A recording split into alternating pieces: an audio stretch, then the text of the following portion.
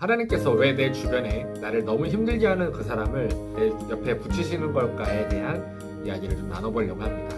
우리 주변에 만나면 내 마음이 너무 힘들고 어려운 그런 사람이 있습니다. 직장 속에도 있고 친구들 속에도 있고 동아리 활동이나 그런 여러 삶 가운데 우리가 좋아하는 사람들하고만 함께 할 수는 없습니다. 어떤 사람들은 나를 정말 힘들게 하는 사람들이 여기저기에 꼭 있습니다. 그리고 그런 사람들과 마주할 때마다 우리 예수 믿는 사람들은 기도합니다.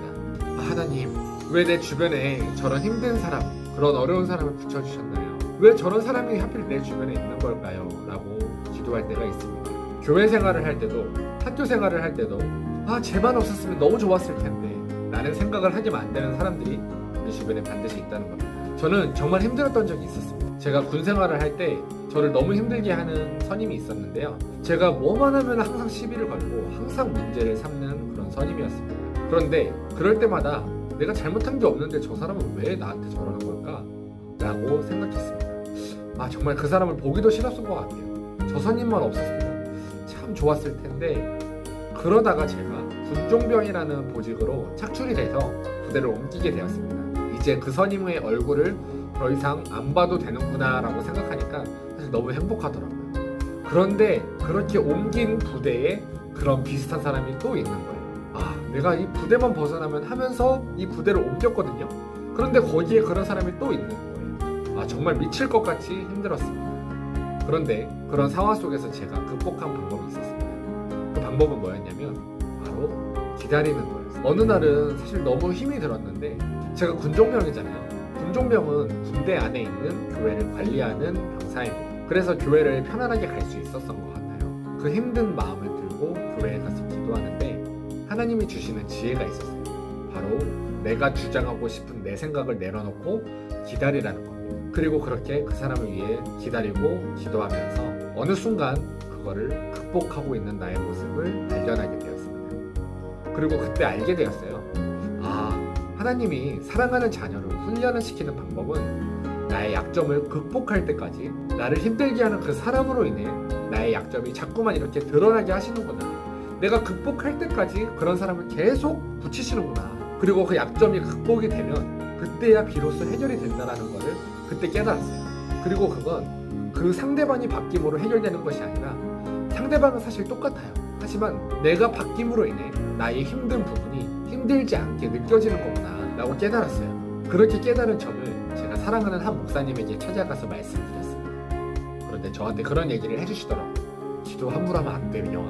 하나님, 저에게 사랑하는 마음을 갖게 해주세요 라고 기도하면 사랑하지 못할 사람을 끝까지 붙이신다는 거예요. 사랑할 때까지 얘를 피하면 또 쟤를 붙이시고 쟤를 피하면 또 얘를 붙이시고 쟤도 사랑하지 못할 것 같아서 피하면 또 다른 사람을 계속 힘든 사람을 사랑하기 어려운 사람을 붙여준다고 하시더라고요. 하나님, 저에게 돈을 주세요 라고 기도하면 돈을 벌 수 없는 환경을 자꾸만 만들어 가신다는 겁니다. 그리고 그걸 극복해야 벌 수 있기 때문에 내가 죽어나는 거였어요. 그러니까 기도 함부로 하면 안 된다고 말씀을 해주시더라고요. 내가 정말 어려운 것을 계속 내 주변에 보내주시는데 그것을 내가 내 주변에 붙이시는 이유가 뭐냐면 그거를 극복하게끔 하기 위한 거였어요. 그리고 그 극복들 중에선 크리스천이 힘들어하는 부분들이 있습니다. 특별히 바로 내 상사한테는요, 하나님이 영적 권위라고 하는 걸 주셨어요. 그 상사가 조금 못났더라도 그리고 조금 부족해 보이더라도 인정해야 되는 거예요. 이게 하나님이 만드신 영적 권위에 대한 순종입니다. 그런데 다들 잘 아시겠지만 그게 참 쉽지가 않아요. 저 상급자가 나보다 모자란 것 같고 저 행동과 언행은 잘못된 것 같고 그러면 그 권위에 순종한다는 게 참 어려운 일입니다. 그런데 그걸 순종하려 되잖아요. 그럼 그때부터 하나님이 나에게 놀라운 모든 것을 맡기시는 것을 경험할 수 있을 겁니다. 제가 이전에 보험 설계사 일을 할 때 세워진 한 지점장님이 있었습니다. 그런데 한 번은 그분이 개인적으로 자기가 힘든 일이 있다고 출근도 제대로 안 하더라고요. 본인이 내키는 대로 잠수 타고 그러는 겁니다.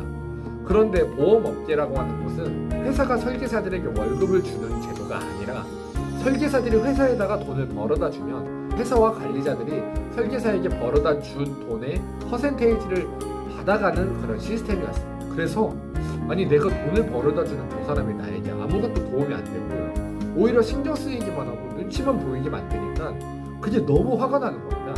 그래서 그 권위가 참 너무 어렵더라고요. 머리로는 그 상급자라는 권위가 하나님이 세우신 권위라는 것을 너무나도 잘 알고 있었어요. 그런데 그 상급자가 상급자로 보여지지 않는 그 순간 마음이 너무 힘들다는 걸 알았습니다.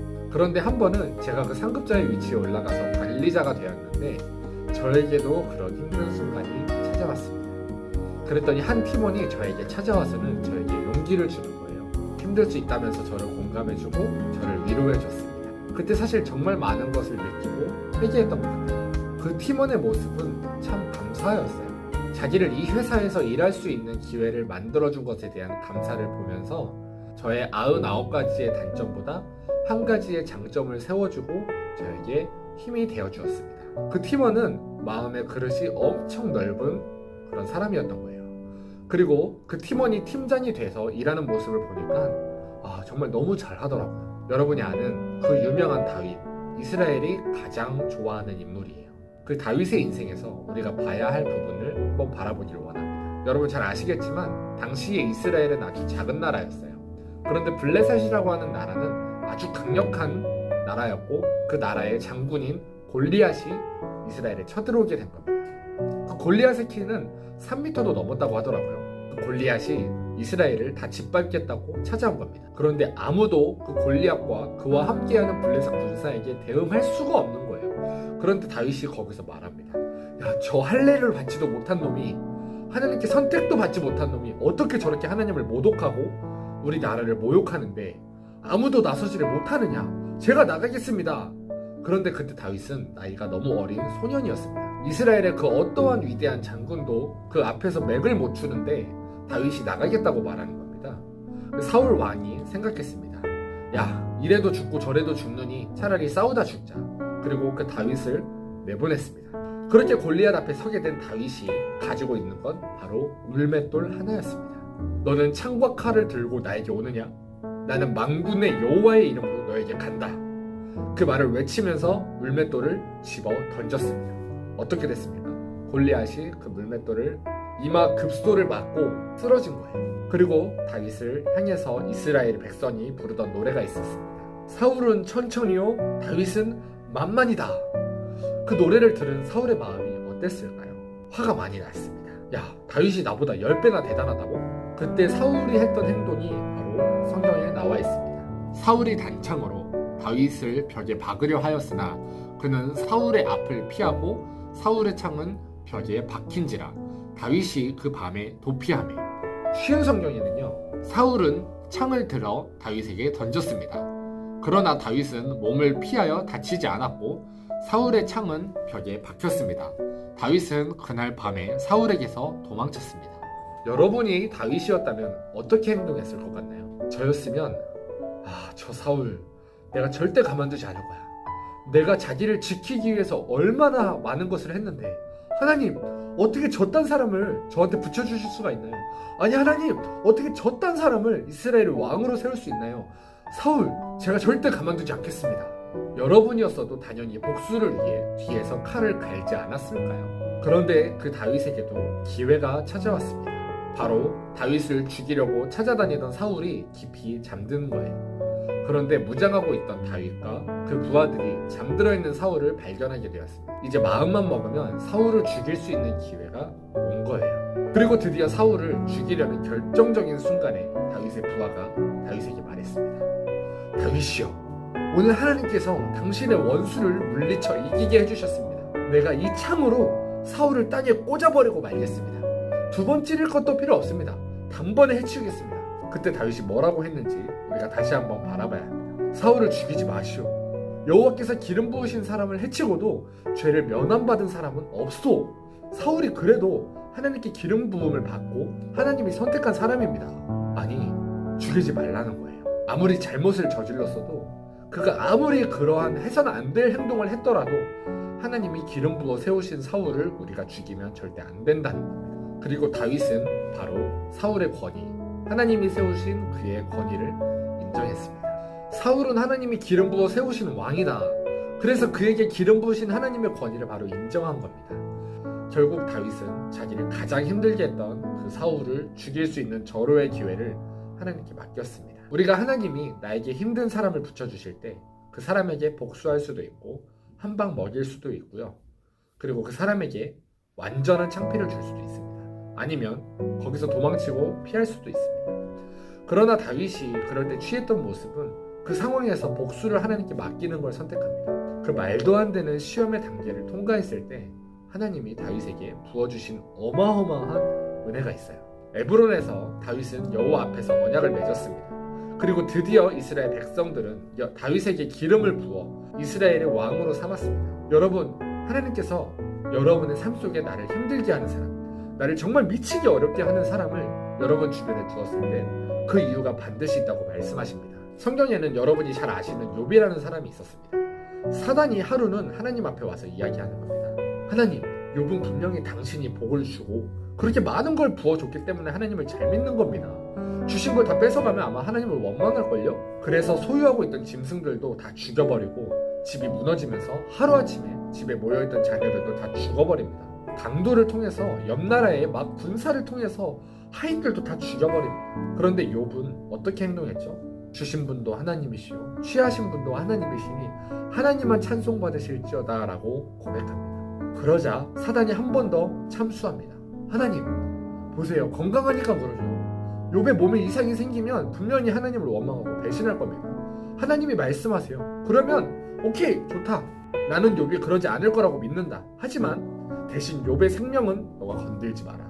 그때부터 욥은 온몸에 피부병이 막 나기 시작했습니다. 욥이 얼마나 괴로웠는지 자기를 낳은 어머니의 태가 저주라고 외칩니다. 그리고 사랑하는 아내가 야, 그럴 거면 하나님을 원망하고 차라리 버려라. 그럴 거면 차라리 그냥 죽어버려라 라고 외치면서 욥을 버리고 도망갔습니다. 그렇게 괴로운 순간, 외로운 순간을 보내던 욥에게 친구들이 찾아왔습니다. 그리고 욥한테 말했습니다. 야, 네가 이렇게 된 건 네가 하나님의 뜻을 올바로 숨기지 않았기 때문이야. 너가 죄를 지었기 때문이야. 야, 너에게 문제가 있어. 그때 욥은 그 친구들을 진짜 한 대 쥐어박아 버리고 싶었을 겁니다. 야, 네가 나를 알아? 네가 나를 알기나 해? 그리고 네가 어떻게 나한테 지금 그런 말을 할 수가 있어? 그러니까 친구들이 더 그러는 거예요. 야, 그래 봐봐. 네가 지금 그런 생각이나 하니까 하나님이 너에게 벌을 주신 거야. 너의 문제가 뭔지 다시 한번 알려줄게. 막 하면서 친구들이 막 계속 얘기를 합니다.